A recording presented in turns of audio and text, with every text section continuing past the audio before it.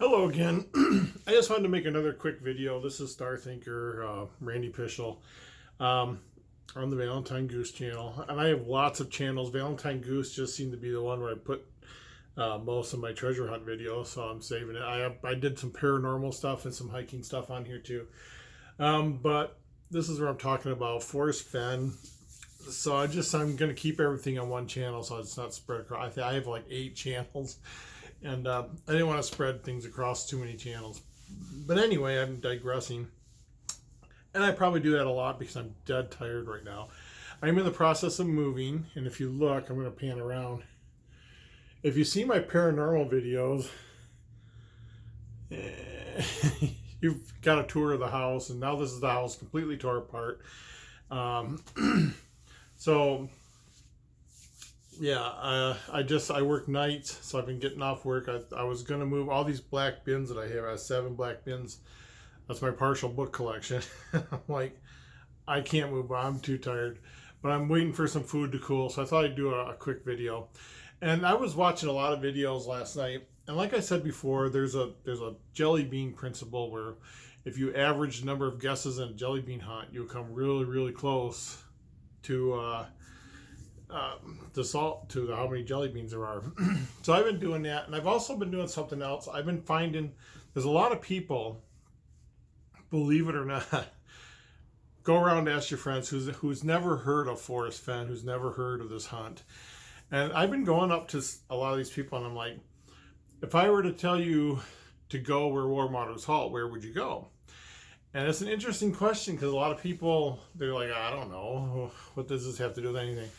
But it's like it's something that different people have different answers for this. And last night, and I'm going to warn you right now, last night I talked to someone. They said, "Well, let me see the poem," and I showed them the poem, and they're like, "Everything in this poem has a sexual connotation." They're like, "Read this poem with a smutty mind, and you will see that this is the smuttiest poem ever." And I'm not going to go into. We broke it down. They had me laughing at my desk last night. They broke it down every step, like how it's sexual. And it fit. Everything fit. So, I mean, you can make things fit the poem, but the poem has to fit where the treasure is. So some of the things, again, like going through the videos, some of the videos start, they show a picture of the chest. I just want to mention that I've held real gold in my hand, and it is heavy, like effing heavy. And people were talking about the Denver Museum last night. I can't remember if they specifically said the Denver Natural History Museum, because there's lots of museums in Denver. And one is the Denver Art Museum, and they actually call it DAM. They use that in their marketing. They're like, come on down to the DAM Museum and come see our stuff. But in there they have, if you've ever watched Ancient Aliens, they got the little birds that look like airplanes. And they're like, oh, this is proof that there was jets back in the day. But I was in there once. There were these monks because like they got different floors from different parts of the world. There were these monks doing a demonstration. And so there was a lot of curators there, and I happened to know one. And we were standing there. I was like, I love these little gold airplanes. I said, is there any chance you could put one in my hand? Let me feel how heavy it is. And it was freaking heavy. The little, it fit in the palm of my hand. I'm like, this is heavy. And when I saw pictures of Forrest Fenn's treasure, I'm like, this isn't something you're going to pick up and tuck under your arm. This is like a 2-fisted busting your gut carrying this out. But like, and it's like, if you look back at when Fort Knox first opened, they went to the nearest town. They said, we need some people just to be laborers because we've got to unload this gold and stack it in the vaults. And everyone was like, ooh, I want to do it. I want to do it. And they said a lot of people didn't last a day or two because the novelty wore off very quickly when they realized that each of those gold bricks, they had to lift up. It's a 2-handed job. And they put it back down. Their hands would get all black and green, because, just from the grease and stuff on the gold, they're and after a day or two, they're like, their muscles couldn't take it anymore. Gold is heavy. And that's what I was thinking about. If there's nuggets and coins and I guess jewelry in there, this is something, If it's sitting on the ground, it's not moving. If it's soft ground, it's probably sinking in after all these years. But yeah, that's going to be a heavy treasure.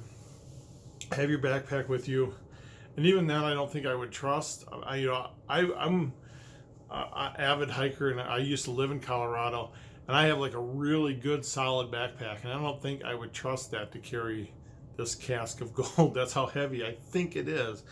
And I know people are like, well, I know it's gold and it's heavy, but I don't think you realize it's going to be heavy. But again, that's neither here nor there. I think everything needs to come back to the poem.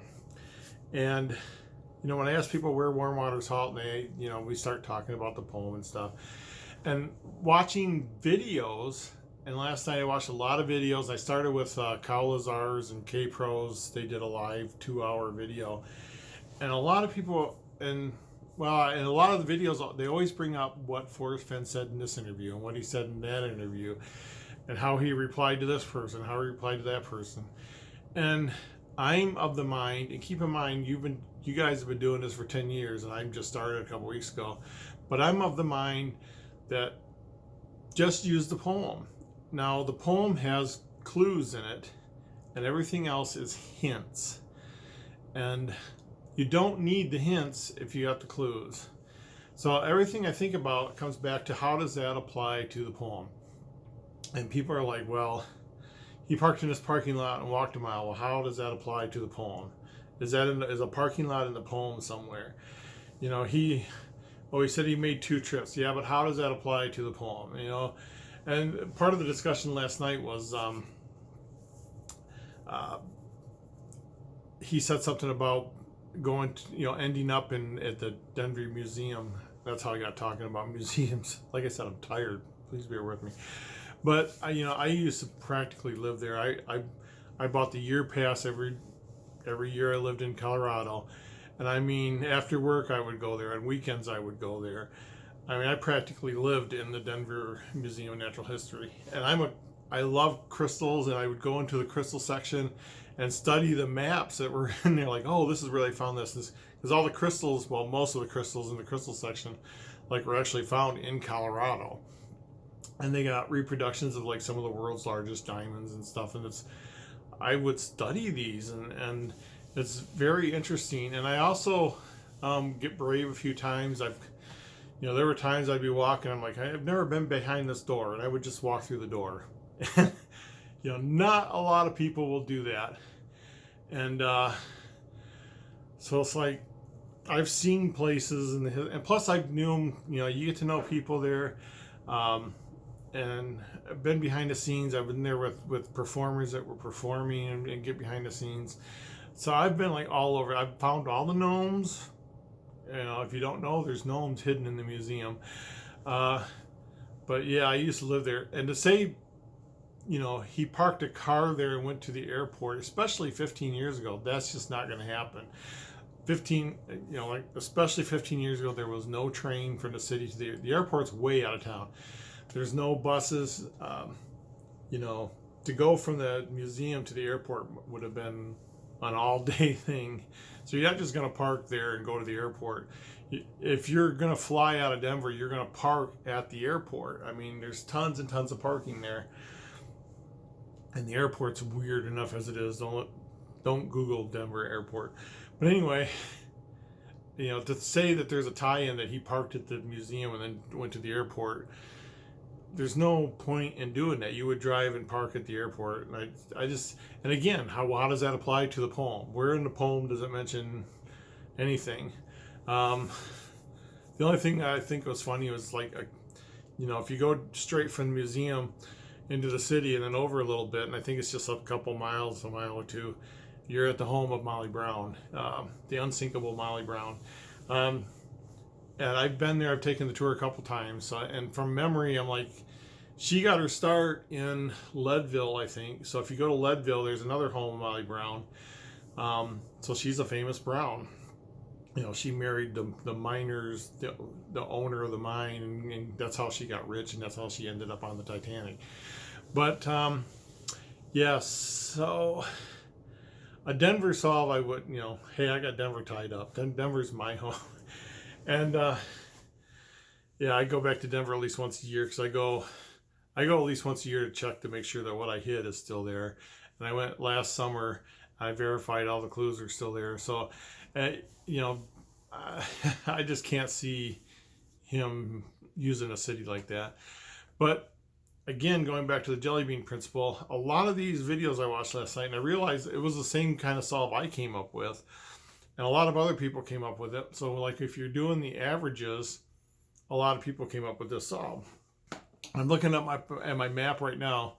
If you consider the edge of Yellowstone Park where warm waters halt, and some people do that because all the geysers are in Yellowstone National Park, and if you leave the park, you're leaving where the warm waters are. That's the park boundary is where warm waters halt, and that's one of the theories. And if you go out on Route 89, you go through a little valley. You go through a place called, I'm looking at my map up here, Corwin Springs, and it's a couple miles. Let me measure distance here. Measure distance. And I'm not fancy, so I can't put this on my thing. That's 10 miles. So if you go out of the park 10 miles on route, that's far, or that's not far, but it's too far to walk. Okay, I wouldn't walk 10 miles. So 10 miles outside, and you pass Man's Foot Mountain, Sphinx Mountain. I thought I saw a sheep mountain here. Yeah, there is a sheep mountain. It's no place for the meek. You're not going towards Sheep Mountain. You're going the other way. But there is a Joe Brown Trail, and there's the home of Brown. And the thing about putting in beneath the home of Brown is right across the street from Joe Brown Trail is the Joe Brown boat launch. And to put in is where you would launch your boat. So put in beneath the home of Brown, there's your put in for the Joe Brown boat launch, and then there's a trailhead. So, being a trailhead, that's how you blaze a trail. You mark the trail, and there it is. But from what I'm understanding, hundreds, if not thousands of people have gone here. And I actually, the name of my channel is Valentine Goose, and it was a 10-day vacation I had, and I was going to visit this spot. But after Googling and seeing so many other people had gone there, I was like, what am I going to see that, 1,000 other people haven't seen? And it was like way out of my way, so I just decided not to do it. The Valentine in Valentine Goose is Valentine, Nebraska, where I discovered a bunch of my family had settled. And the Goose part is Goose Creek in Colorado. That's my favorite camping spot, and I used to go there all the time. But it's kind of close to the city, so sometimes I go there and there's people go out there and they just shoot guns. I've had my metal detector, and all you find are gun shells, bullet shells. They're everywhere, and a lot of times I'm just sitting there, and it sounds like a war zone, just bang, bang, bang, bang on this side, bang, bang, bang, bang on this side, and you can tell people they have a revolver or something, and they're just pulling the trigger as fast as they can because you can count them. Okay, there's 1, 2, 3, 4, 5, 6, 1, 2, 3, and it's just nuts. But that's where the name Valentine Goose came from. But yeah, on that trip I had like a couple different agendas I had to do. One of them was to verify all the clues in Denver. But one of them was I was going to visit the spot. But after learning so many people went there, I thought, well, and then again, I got caught up in the hints, and the hints are not the clues. You got to remember that. And the hints were, I guess he went to a seminar or conference or something in that area, and he said he left in a rented car, and that he drove and hid the clue and went back to the seminar or something like that. Don't quote me on that. Some of the videos said that, so it's second, third-hand knowledge. But again, there's a parking lot at the Joe Brown Trailhead. If you parked there and walked up the trail, I guess that's one of the hints was he parked and walked up the trail twice. If you walk up the trail twice, there is a slip and slide creek Slip and Slide Creek, you don't need a paddle. There's also a Joe Brown Creek, a Dome Mountain. Let me see if there's any other creeks in this area. Nope, that's all I see. Across the river is Old Yellowstone Trail.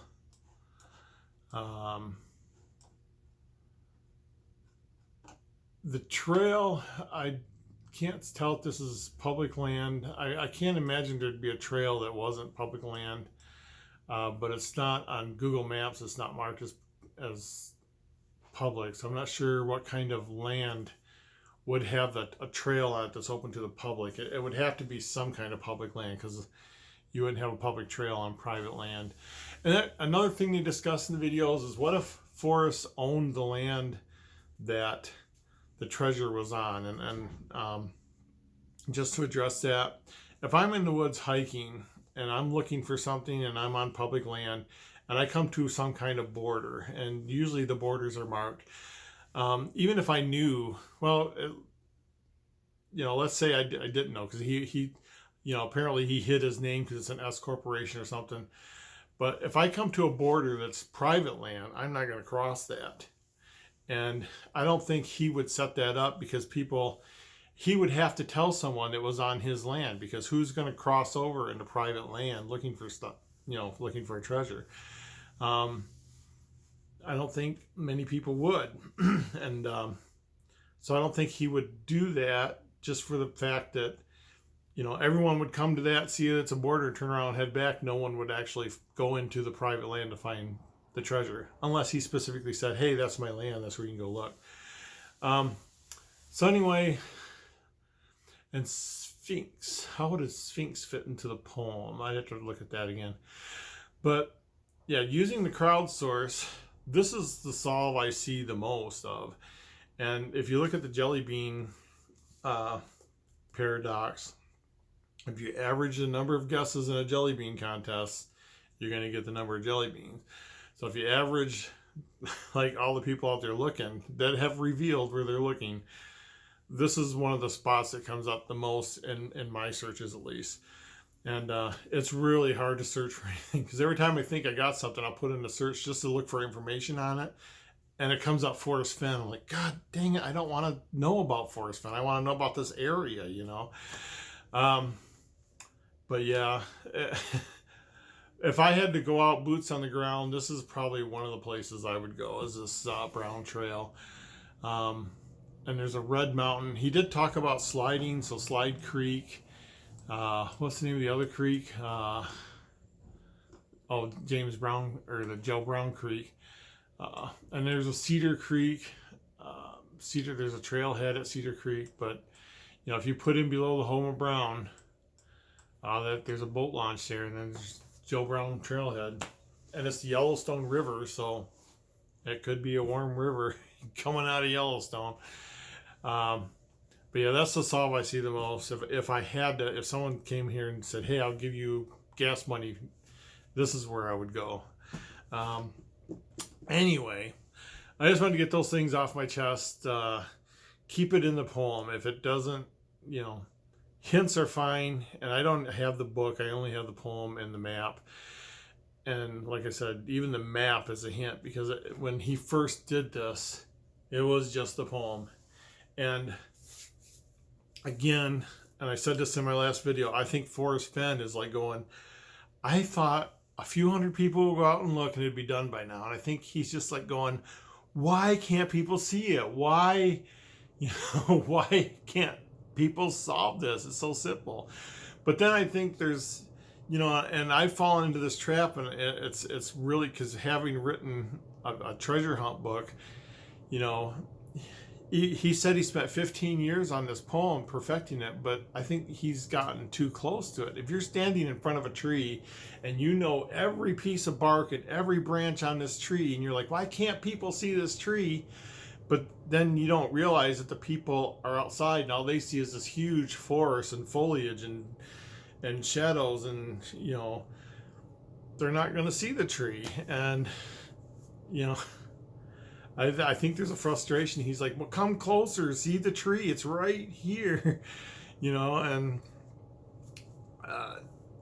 I think he's really, and that's why he keeps dropping hints. I think he wants it found. You know, he said that, oh, it'll last 100 years, 1,000 years, but I think he wants it found before he dies. You know, which I don't blame him. He wants to see the fruition of what's happening, and I also think he's seeing other people. Like the whole industry is building up around this, and he's like, why can't, you know, everyone has these clues, everyone knows my private life inside and out, and everyone knows this and that, why can't they see where this treasure is? And I'm sure that's very frustrating for him. Anyway, and that's my take on it. And I was watching an interview he did last night, and I'm like, he reminds me of Michael Stather. And Michael Stather was the same way. He's like, why are people doing this? Why can't people see this? And that's kind of what I picture him doing, is he's just, you know, if it's a couple hundred people looking, he's probably going, oh, sooner or later someone's going to do it. But when it's 300,000, you know, 500,000 people, and he's like, my God, 500,000 people could link arms and walk across the Rockies and probably find it. But he's like, why can't 300,000 people find this when I expected one person to just look at it and find it? And yeah, that's got to be frustrating.